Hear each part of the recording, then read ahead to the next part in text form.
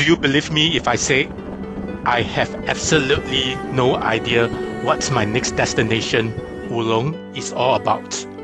All I know is Wulong is where they shoot Curse of the Golden Flower and Transformer 4, Age of Extinction. Yes, I saw both movies and I remember those majestic karst formation. This impression were etched into my memory like scenes from a dream. And with that simple cinematic belief, I embark on this journey to Wulong.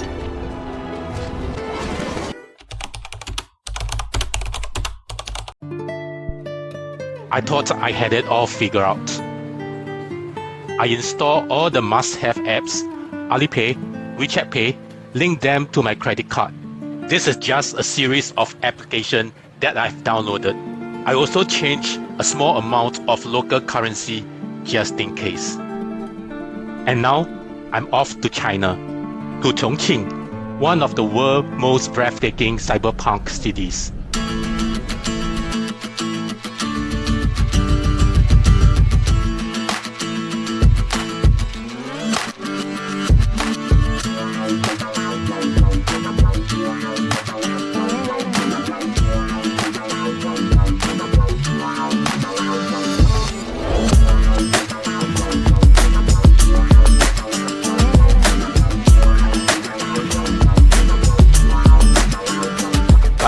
Despite my careful planning, none of my e-wallets work.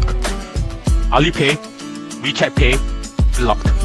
And my international credit cards, those cannot be used in China. And I'm stuck in China with just 300 Singapore dollars, about 1,500 yuan for the next 6 days. Come see how I stretch every dollar, survive and thrive in this surreal city of lights, Chongqing. Okay, this is my gate. Armed with no knowledge but cinematic memories and blind faith, I set off from Chongqing.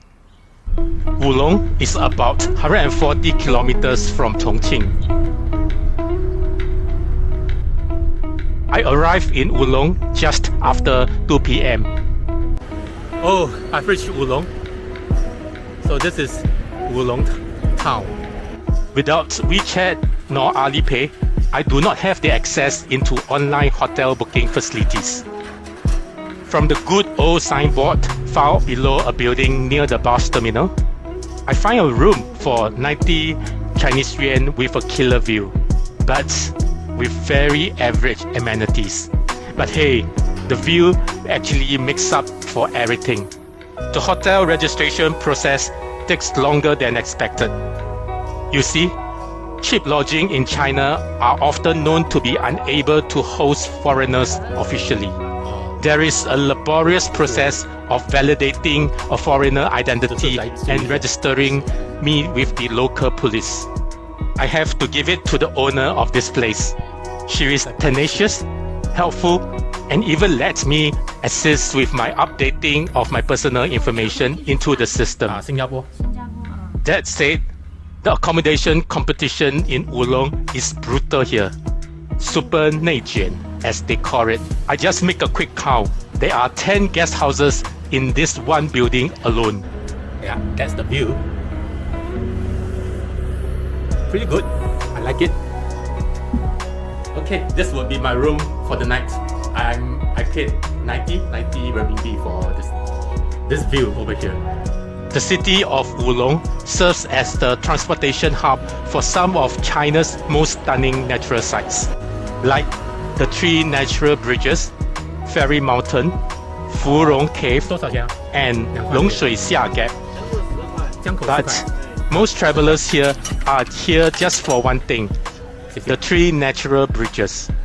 Sure, you can do a day trip from Chongqing, but I hate day trip. I would rather stay overnight to really feel this place. So my plan is arrive the day before, visit the Furong Cave and the gorge, stay for a night, and then tackle the bridges the next day. Well, that's the plan on paper.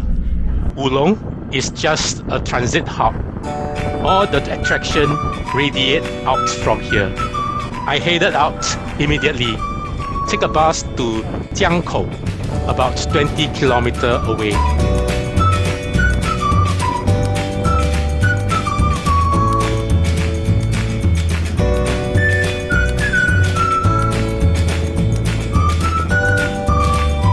By the time I reached Jiangkou, home of the Furong Cave and the Wu River, it is nearly 4 p.m. Right, I've reached Jiangkou. Seems that this is the interchange or terminal station, so I don't know where to get my connection. It looks like a signage to Furong Dong, Furong Jiangtze, which is here. It is too late for any meaningful visit. For the last bus back is at 6 p.m. There's certainly not enough time. I climb up the mountain just for the view, then come back down. That's it, touch and go. I was thinking whether shall I make a journey up to the Furong Cave. It's 2.6 kilometers. My plan for today is to ride a Wu River cruise. A smaller dream since I could not do the full Yangtze River Three Gorges trip. But now, even that plan slipped. The bus ride back to Wulong becomes the consolation prize. The bus first goes around Jiangkou local town, circling the town round and round. This bus trip is pretty gratifying, very down to earth, looking at how the locals get by their daily lives. Eventually, the bus gets off the town and into the scenic mountain and river.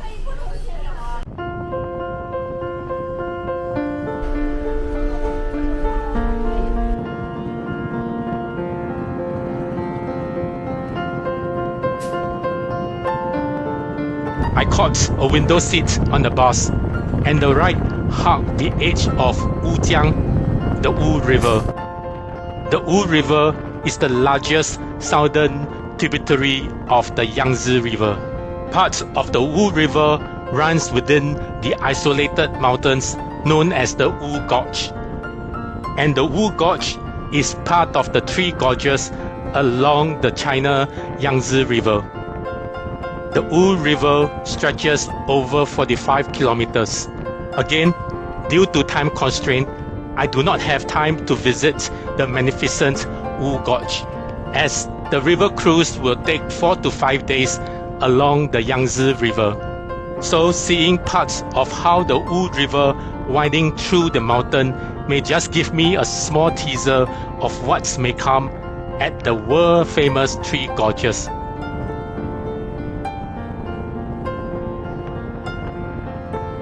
As the bus cruises along the gorge, watching as the bus passes beneath the mega bridges stretching across the mountains.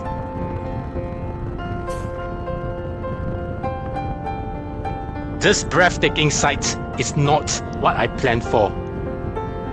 I have heard and read so much about the mega bridges that straddle across the mountains when China undertake their greatest infrastructure of the century. Seeing some of these projects is believing how grand these projects can be.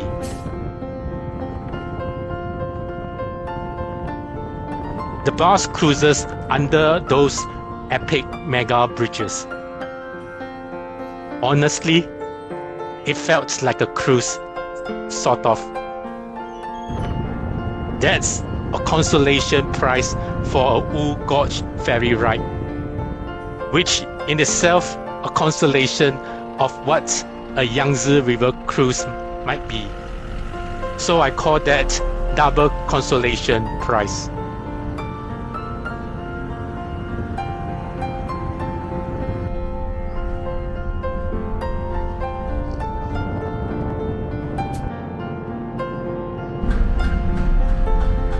Back in Wulong, I walked through the town. It is a nondescript third-tier city.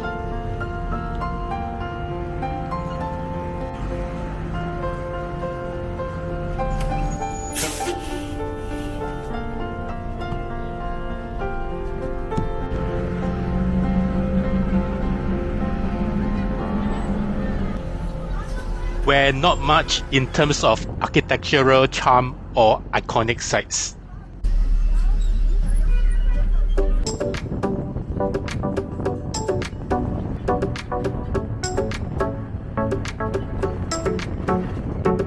This concludes my bus excursion to Jiangkou. I mean, to be frank, never achieved much, but yet I achieved something. The streets are lined with identical apartment blocks, practical shops, and neon-lit signs. It is definitely not the kind of place you would find in a travel brochures. No fancy facade, no curated tourist traps, just a glimpse into everyday Chinese life beyond the big cities. But there is a certain raw, unpolished authenticity here. And maybe that's what makes it so grounding. After a hectic day, just sitting by the side of the Wu River, watching local unwind, it reminds me why I travel to connect with places that don't try to impress. I wander the riverside. This third-tier city has zero nightlife, but surprisingly, it gives me a sense of peace I didn't expect. I come across a shop selling cotton cake. I don't know what the heck it is, but I just get some of this. Geez, it tastes flour. Walking some streets down, there is a peddler selling grilled tofu skin. While I'm not a big fan of food too spicy, I kind of like it. I have to keep the spicy fire from the grilled tofu under control. And here am I getting ice cold drinks from Mixue, supposedly the cheapest drink seller everywhere in the world, including China, its country of origin.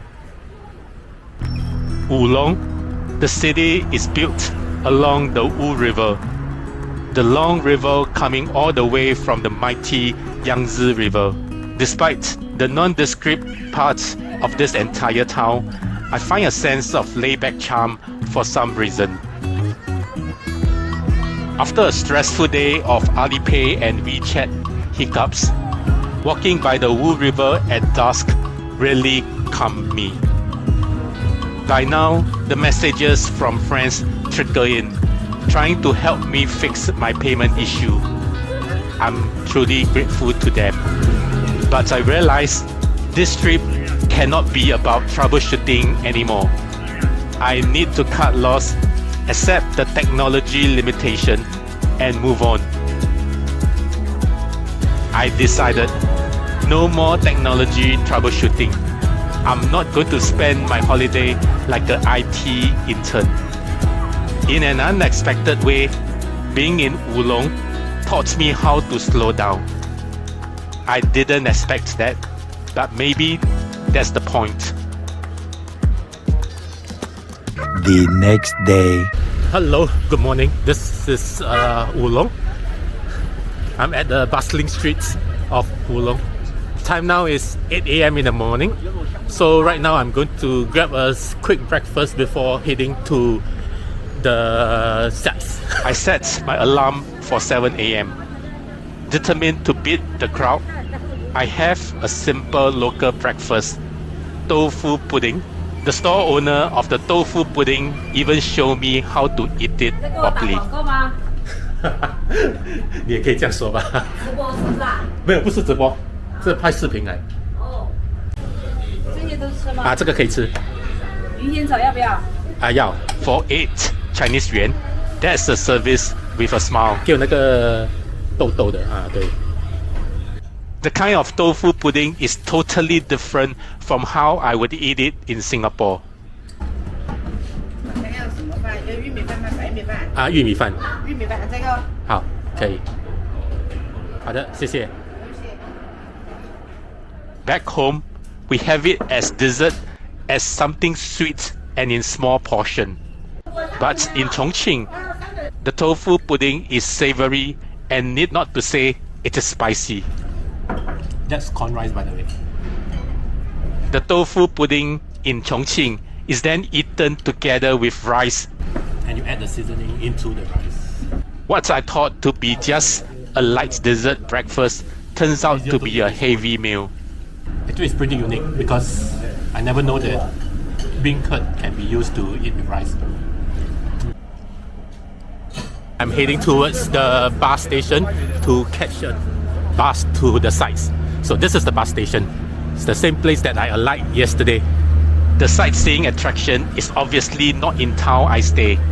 While Jiangkou town, the town that I visited yesterday, is located 20 kilometers down south. The Xianyu town, translated as ferry town, is located 20 kilometers north of Wulong. 那个桥是在仙女镇，对不对？好，谢谢。I'm now catching a bus to Xianyu town. 仙女镇。好，好，谢谢。And try to beat the tour group coming from Chongqing. 仙女镇是哪一辆？哦，这辆，谢谢。That is the added advantage of staying in Wulong instead of doing a day trip out of Chongqing that is 300 kilometers away. It costs 10 yuan to go from Wulong to 仙女镇。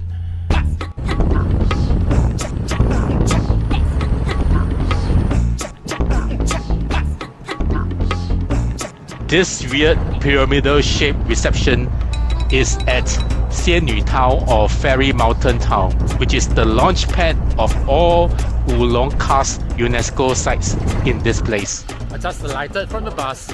This is 仙女镇, and that's the tourist center. In China, I would say it is pretty confusing trying to gain access into major tourist attraction. 啊，现金对。你好，谢谢你啊。Everything here seems to be magnified by 5 times. The size of the reception, the process. That's even me who knows the local Mandarin language. 票是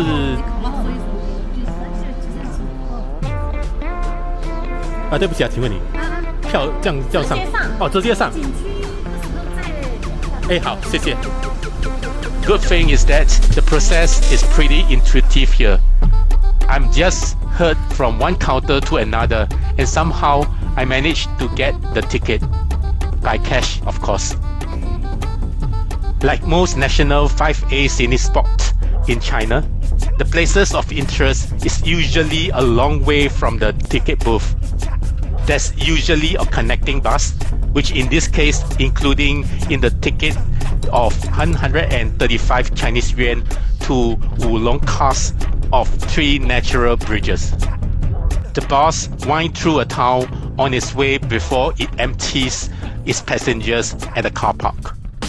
Honestly, I still puzzled about how all this process works, but I guess I just need to follow every other passengers. No question asked.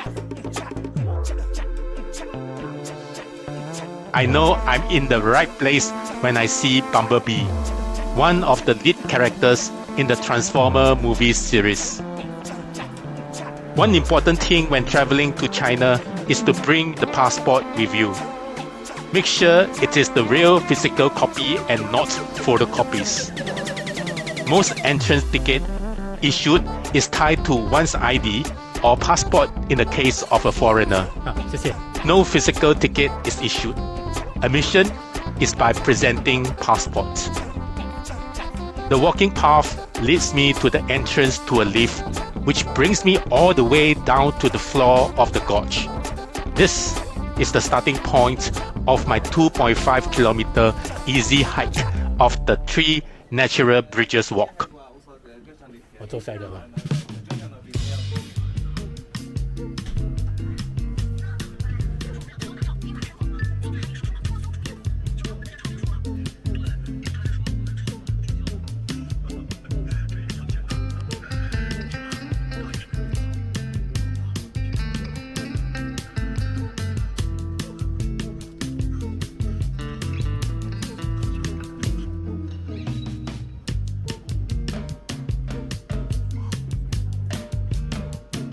Walk down a small path and then look up. I'm already at the first bridge. This is the first of the 3 bridges here.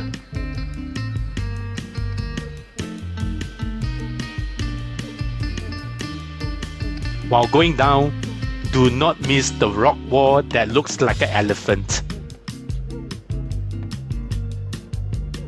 According to the explanatory signboard, this was formed by erosion millions of years ago. The Chinese love creating romantic names to everything.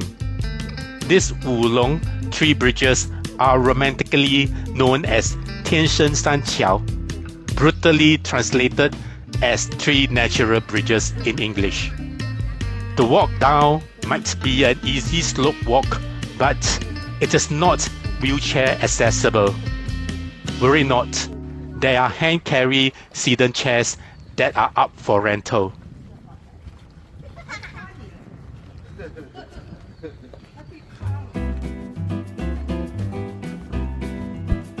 Look up.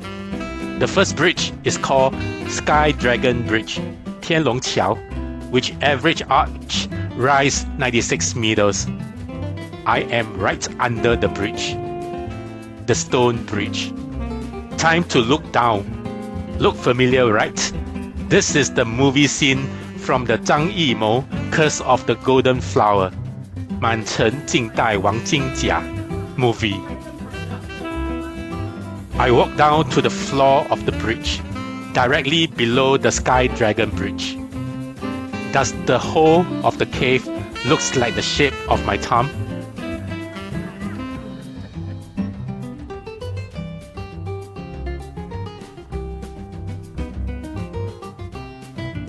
As I walk further, I see the roof of the Tianfu Post House, Tianfu Gong, featured in the 2006 movie Curse of the Golden Flower. What I see here is a rebuild for the movie. There is no practical historical significance of this house, other than something built for the movie and later gifted to this place. The moss-covered roof of this Tang Dynasty building is dwarfed by the majestic cliffs, makes it truly stunning photograph, which can be taken from strategically positioned platform up at the entrance. If you have seen the movie, you will recognize the classic scene. As I walk, do not forget to look behind the rock. It is such an impossible perfect rectangular shape. A stream flows at the floor of the sinkhole. Yes, what I'm stepping on is a giant sinkhole. The 3 natural bridges, 天生三桥, is Asia's largest natural bridge cluster and renowned as the world's top natural arch bridge. These bridges are formed around 200 million years ago through tectonic uplift and erosion. This spectacular landscape features 3 majestic bridges. The stream here is part of an underground water system that carve out some of these magnificent sites. There are parts of this place that also remind visitors that Transformers 4 movie was shot here as well. You see Optimus Prime riding the T-Rex statue. With the Sky Dragon Bridge behind me, now I'm at the second bridge, the Green Dragon Bridge, Qinglong Qiao. From this side and through the reflection of the pond, does it look like I'm carrying a double blade knife? Shuang Dao, or this? What I'm walking here is the floor of the sinkhole, which is about 19 hectares and surrounding me in the midst of the lowering cliff for ages.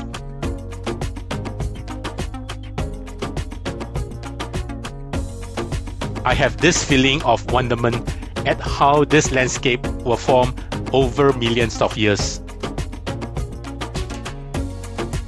I'm so glad I arrived here well before the main tourist troop comes and literally have much of this place to myself.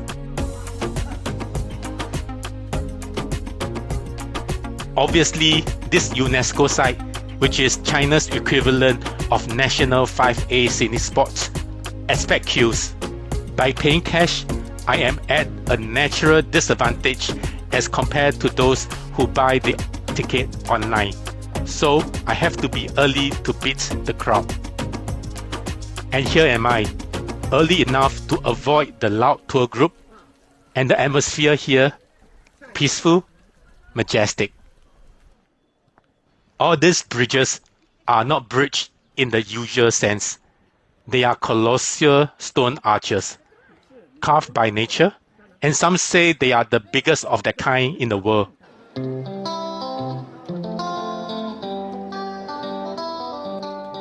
By the time I reached the third bridge, Black Dragon Bridge, Heilong Qiao, I'd probably be feeling a little bit cast out. My neck has been aching from looking skywards all the time. And luckily, the third bridge is quite capable of being the grand finale, as its narrow entrance and long curved shape makes it very dark and mysterious compared to the first two.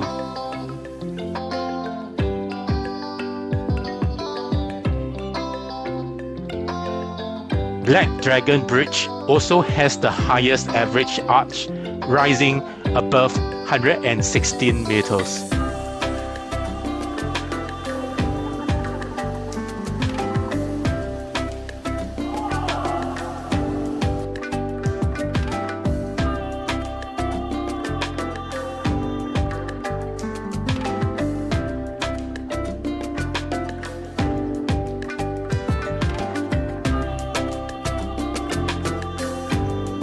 This part of the sinkhole gives me a feeling of garden within a garden. A mini paradise made on earth, filling with cascading fall, a boat in the small lake, and a broad walk along the cliffside.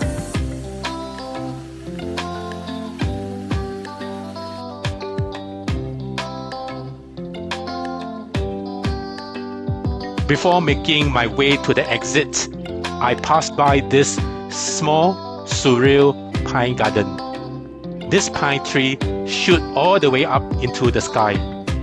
And wow!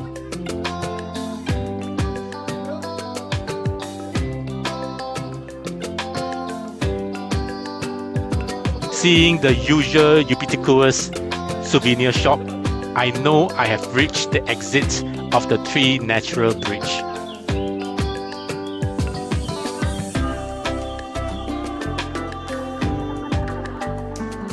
Instead of paying an additional 15 Chinese yuan for the golf cart car back to the entrance, I walked as I needed to manage my 50 Singapore dollars a day expenditure. How I come down and walk all the way here, I need to make an uphill steep slope and walk close to 3 kilometers back to the main gate. It's a long walk of...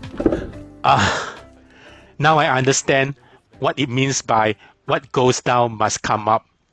However, at the top of the hill of up to 120 elevation, I began to appreciate the Three Natural Bridges more. What I'm seeing now is actually a sinkhole carved out of a karst landscape. By 12:30, I followed the path and reached a bus pickup point. I'm quite sure it is not the same one that dropped me early in the morning. I asked around for my options here. I can either go back to the main gate from here or go to other sites from here. A number of names are thrown to me. I vaguely hear Longshuixia Gap. What is Longshuixia Gap? I thought to myself. 还现金，对对。So ticket is bind to your passport number. Going to Longshuixia Gap wasn't part of my plan. I do not even know what this place is, but hey, who knows when I will be back here again. Thinking that, I paid 105 Chinese yuan to get my foot into Longshuixia gap with bus trip thrown in. I'm on a very hectic schedule, so luckily I packed something for my lunch. Now it's about 12:15. While waiting for the bus to start, I have a quick lunch on the bus, having the bread that I bought at the airport 2 nights ago, remember? The bus makes its round again, going round a series of towns and eventually drop a handful of us in front of an entrance. I finally found a location map that helps me understand this place eventually. According to signage, this is a 2.3 kilometer walk, single way. So that's the entrance, and I'm heading towards the entrance. Since I have a map here of this Wulong district, so let me just do a quick rundown.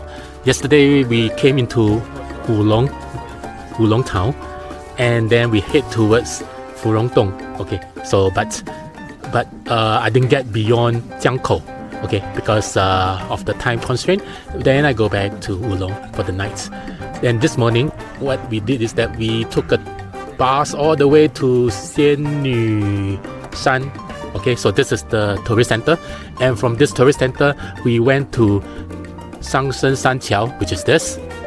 Okay, so this is what we have done this morning, and now we took a bus from this place, okay, the Timecodes San桥to Longshuixia Difeng Yan区.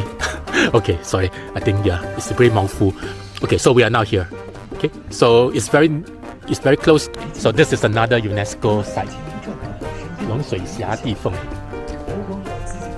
Again, entrance to Longshuixia Gap is via passport.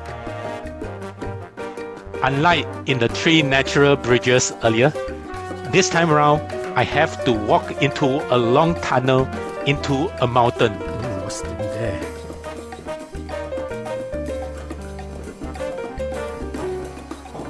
Seriously, I got no idea what I'm expecting. I just sign up to this trip and then I go. The tunnel has a very cheesy name, the Time Tunnel. And unlike the 3 natural bridges that see hordes of tourists at its peak hour, Longshuixia Gap is very much less visited. So time for me to go down the time tunnel. At the point of travel, I'm probably just one of the less than 10 people in there. Walking through the tunnel really gives me a little of the creep. I'm not sure how long I walk. The end of the tunnel leads me to a cliff drop.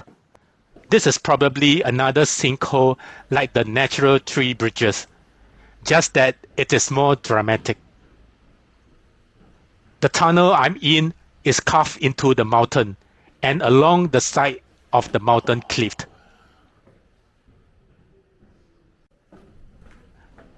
A lift waits for me at the end of the pathway. Oh, here's the lift. Huh?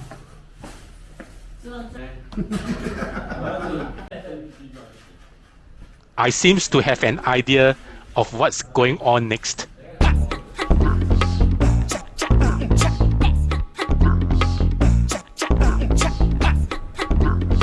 Only one person in this lift. Wow, I'm so happy. Having been through what I have been through a couple of hours ago.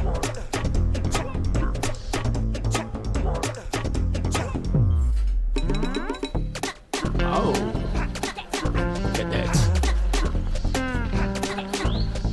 I walk out of the lift. While following the footpath, I'm trying to figure out this Longshuixia Gap is how different from the natural 3 bridges.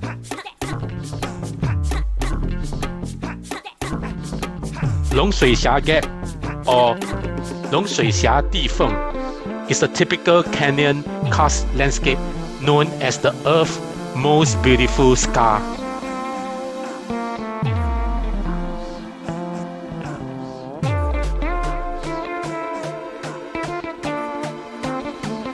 This gorge plunged 200 to 350 meters deep and narrowing to 1 meter at its tightest point.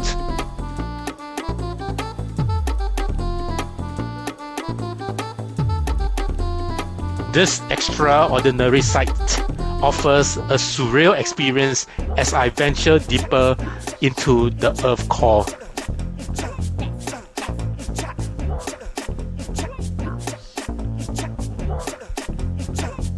Developed in the soluble limestone about 470 million years ago, this gap spans 5 kilometers in total.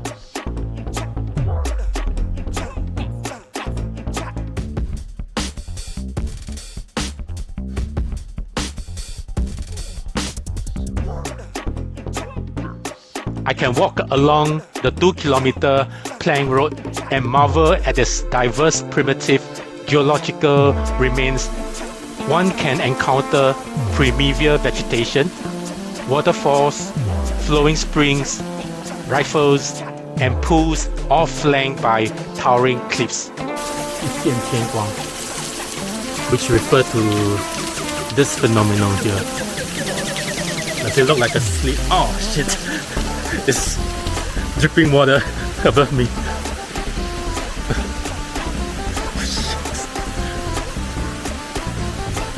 Oh, look at that. Look at that. Wow. So this is a big waterfall. Not as big as you wish. And this is the smaller one.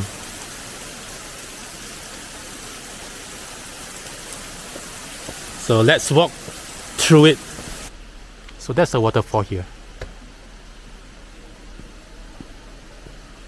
It has a very high sounding name, Natural Oxygen Bar Milky Way Waterfall.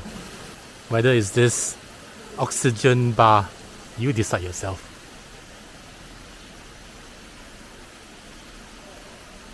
The ground is very mossy. Yeah, there's a lot of plants growing on it.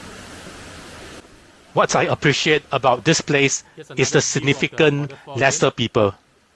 I feel like walking into a medieval forest, walking into the slimy floor with Moses on its walls. Very turquoise in color. Oh, I wish I have a drone that fly out. The narrow gap at some points give me that claustrophobic feeling. The waterfall along the path give rise to the concept of forest oxygen bars. This must be my favorite part so far. Oh, I like this. Walking along the gorges, the side of the gorges. Oh, just make my feeling gorgeous. These natural oxygen bars found in natural areas like the forest and nearby waterfalls. These are believed to have higher levels of oxygen and negative ions, promoting well-being in general. Do you see the water droplets? That's the bead curtain. Enjoy a refreshing escape in this natural oxygen bar. I'm glad I come here. For 105 Chinese yuan, I found serenity. No tour group, clean air, and trickling waterfalls. The river is so turquoise. There is also a mini natural bridge in here. Mini natural bridge refers to this stone structure that span across the two gorges. But as I freshly coming out from a much bigger version, there is really nothing to marvel at this bridge here.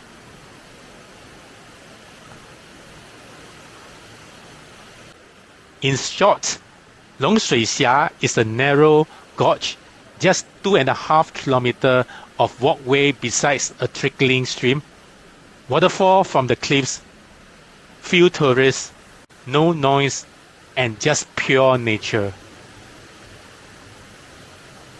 The water in the ponds are turquoise in color. It feels like this is the Chinese mini version of Taiwan Taroko Gorge. but smaller and more intimate. I walk alone for long stretches, and for the first time this trip, I feel completely immersed in silence and serenity. I reach the souvenir shop again, meaning I'm at the end of the Longshuixia Gap. I'm back on the bus and back to the Xianyu main bus terminal again. Alighted at the tourist center. So now I need to take a bus to Wulong. Yes, I saw the pyramid building. So that's the tourist center. Alright, this is my bus to Wulong. I take the 10 Chinese yuan next bus back to Wulong City. On its way, I see lots of hotel development along the way. It looks like this place will be another commercialized Jiangkou or Jiangjie. Good luck. I'm back in Wulong now. So I just took my bag and now rushing to the train station, trying to get the train, the 4:30 train. I still have another 30 minutes to go. Wish me luck, man. I now know this place inside out, so I know where's the shortcut to the train station. I run back to the guest house, grab my backpack. The lady manning the guest house was kind enough to give me a super late checkout. In front of me, that's the train station. Isn't it fast? I make a sprint all the way to the train station. I have this feeling that I'm doing a full pack run. This is the train station, Wulong train station. The time now is 4:15. Now I need to buy my ticket. I'm not sure whether I can get the ticket at this late hours. I only have 15 minutes left before the train takes off. Hi, 你好。去重庆可以吗？4点半，来得及吗？这有站票。 I couldn't get the ticket. What the train staff advised me is to go straight to the train and then pay the difference at the train itself. I begged the ticket seller politely to help me do something about it. Now the moment of truth. I can't scan anything, so I have to talk my way through. First hurdle clear. Apparently, the ticket seller has difficulty punching my passport into the ticket system. Now I need to go for the 占座. The ticket seller then called the guard, who graciously let me through the gantry. She told me to pay my ticket on board instead. I am literally being let into the gate without paying anything. These people are just angels. The train arrived. As I'm in a haste, I have got no idea where this train goes.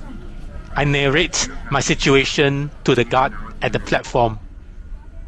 The guard whispered to me, "Don't worry." And just like that, I hop on the train and found a seat. Apparently, with a standing ticket at 47 Chinese yuan, one can sit wherever is empty. So the system goes like this. When somebody comes, stand up, and then sit back to the seats when they do not claim the seat. It is practically a dance of seats. This is the standing seat 站座 experience. I have never seen that before.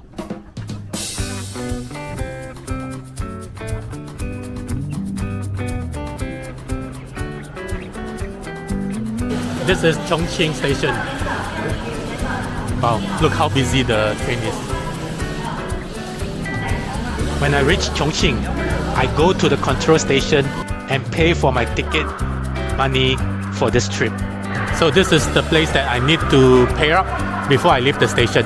And yes, just because I'm using cash transaction, everything seems a little bit out of the norm for me. Got it. I pay up my fare is 47 renminbi.